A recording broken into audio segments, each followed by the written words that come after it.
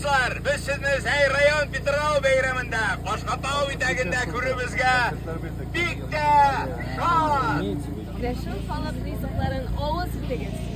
Hürmetli qonaqlarimiz, izgi şişme sularından diyebilsin etib bayramni şişme suları bilan oshib yuberigali. Rahim etingiz bayramni bizga.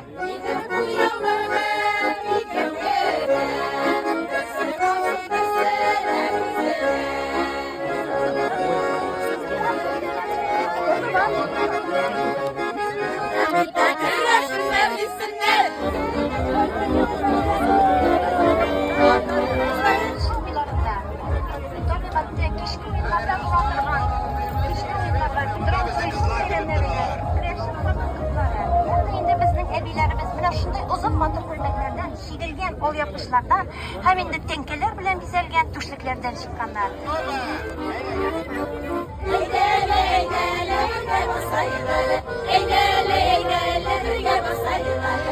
İskitkiş beyremi Petrov, Zeyde yaşavşilerine hem konaklarını selemler, dağın kuşakların jeyip üz işiklerin koştu.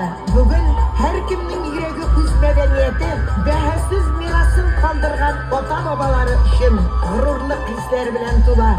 Bu beyler işini nıgıtıp, biz tomirlarımızın tarihi hem medeniyeti bilen gururlanarız.